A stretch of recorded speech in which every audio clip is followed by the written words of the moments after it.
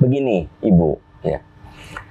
Saya perlu sampaikan, bercerai itu seperti pintu darurat. Jangan dibuka kalau memang masih bisa diselamatkan. Tapi kalau tidak bisa diselamatkan, kezoliman demi kezoliman terus aja, maka Anda boleh menggugat cerai. Ini seperti yang dijelaskan di Al-Baqarah 229. Fa in khiftum alla yuqima hududallah fala junaha alaihima fi maftadat bih. Bila rumah tangga itu tidak bisa dibangun lagi, udah hancur berantakan, yang ada hanyalah kezoliman demi kezoliman, fala junaha alaihima fi maftadat bih, maka tidak ada masalah. Si istri itu menggugat cerai, bahasa Qur'annya menyerahkan, mengembalikan mas kawin, kalau bahasa hukumnya menggugat cerai. Tapi ada alasan seperti yang Anda sampaikan. Suami Anda melakukan KDRT, tidak memberikan nafkah, ya, bahkan menghasut anak-anak untuk membenci ibunya. Nah, berarti kan kezoliman. Kalau benar ini terjadi, bukan hanya omongan Anda, tapi memang benar kenyataannya, maka tentu saja boleh Anda menggugat cerai laki-laki seperti itu. Gitu. Tapi bagi ibu-ibu, tolong perhatikan, jangan sampai Anda menggugat cerai suami padahal tidak ada alasan syar'i. Ayyuma mra'atin sa'alat zaujaha talaqan. Istri mana saja yang menggugat cerai suaminya min ghairi ma ba'sin, tanpa alasan. Udah bosen lihat suami teh, ya.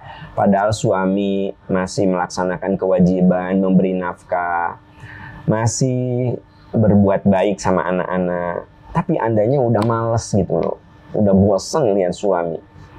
Berarti Anda menggugat cerai tanpa alasan.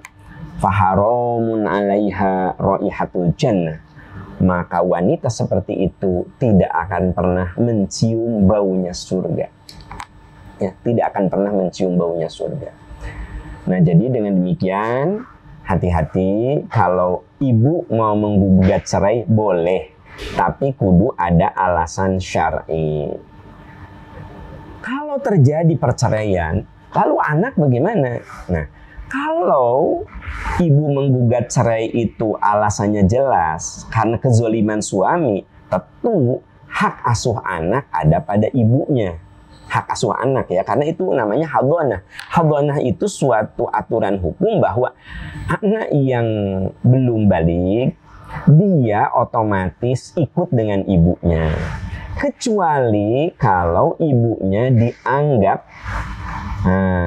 melakukan hal-hal buruk. Misalnya terjadi perceraian karena si istri itu suka mabuk misalnya, melakukan perceraian karena si istri itu, ya, melakukan perceraian karena si istri itu seringkali melakukan kekerasan kepada anak gitu. Nah, itu mah ketika bercerai otomatis hak asuh anak bisa kepada suaminya gitu. Nah, jadi Bapak Ibu, hak asuh anak itu ada pada ibunya. Kalau ibunya dianggap tidak bermasalah. Tapi kalau ibunya bermasalah bisa kepada suaminya. Masih ingat saya pernah bahas di sini ketika seorang istri berselingkuh dan terbukti berselingkuh lalu bercerai, maka hak asuh anak itu ke bapaknya. Karena dianggap ibunya itu seorang yang buruk. Karena wanita yang baik-baik nggak mungkin dia sampai berselingkuh. Berarti kalau terjadi perceraian karena perselingkuhan istri yang berselingkuh, maka hak asuh anak tuh tidak ada pada si istri yang bercerai gitu loh. Nah, tadi di sini kan penyebabnya si suami yang zolim begitu. Nah, anaknya usia 12-14.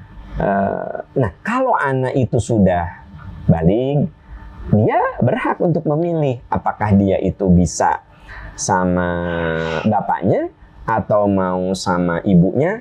Itu bisa dikembalikan kepada keputusan si anak kalau anaknya sudah dianggap bisa berpikir jernih, Ya, nanti pengadilan yang akan memutuskan.